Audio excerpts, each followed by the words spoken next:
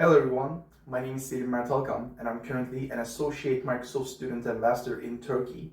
In today's video, I actually want to talk about the Azure Resource Hierarchy. The resource hierarchy is pretty important in Azure, especially for the ones who are just getting started to Azure.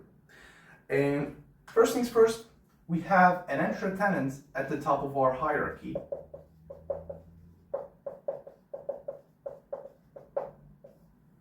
An Entra tenant is an organizational structure, an organizational container that holds our users and identity-based settings. So it is completely mandatory. You gotta have an Entra tenant if you are trying to use Azure services. So if you have created Azure resources, if you have a subscription, that means you're tied up to this Entra tenant of yours. It is completely mandatory.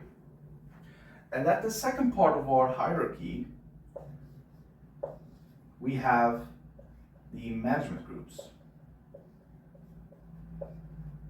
So management groups are the only part of this hierarchy which is not mandatory.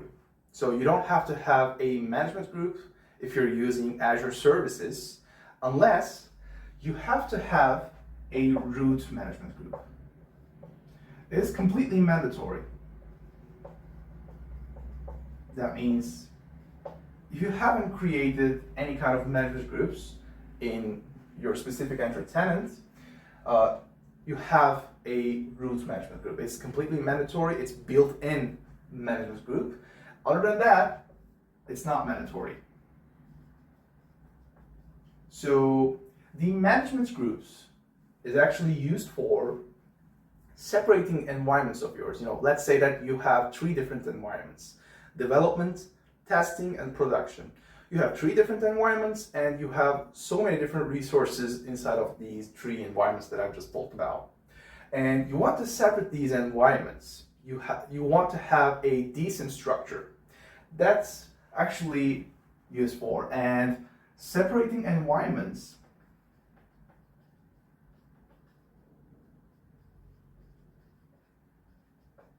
is basically the logic of the management groups. So you don't have to create management groups, but the root management group is mandatory. It's a built-in management group. And other than that, we're using this scope, this level of the hierarchy is for separating environments of ours. And it's the second part of the hierarchy.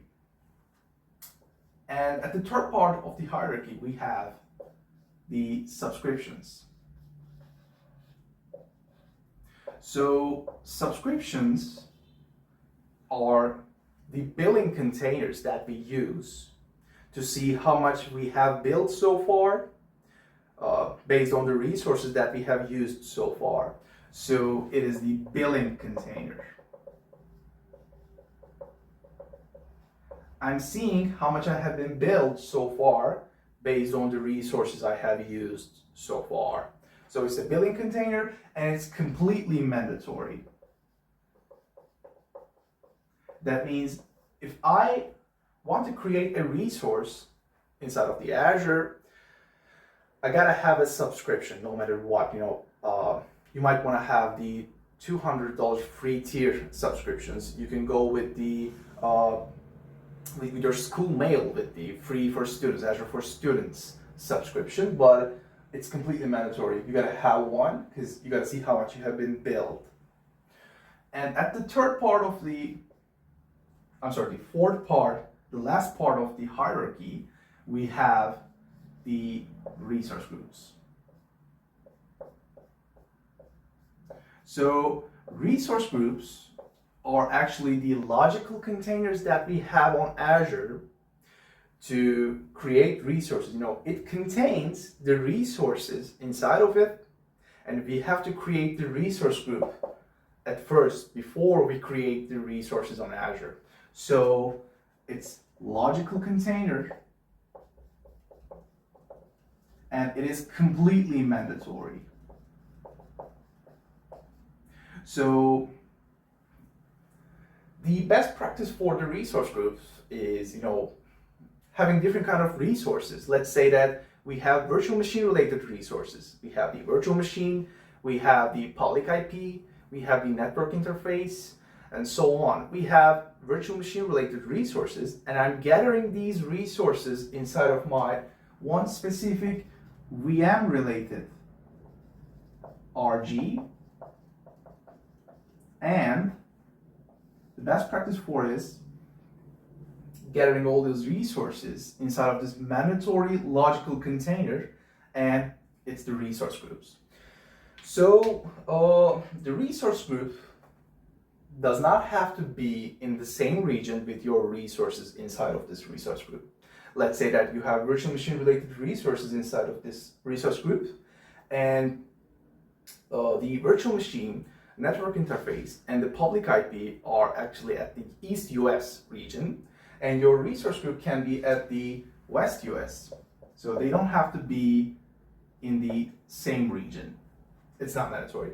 But other than that, the three parts are mandatory, but the management groups is not mandatory. Only the root management group is mandatory, and the management group logic is for separating environments.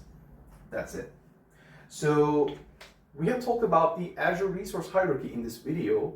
I hope you like it. Feedbacks are always welcomed. You can leave a comment below so that we can discuss about the things that I have just talked about in this video. So take care.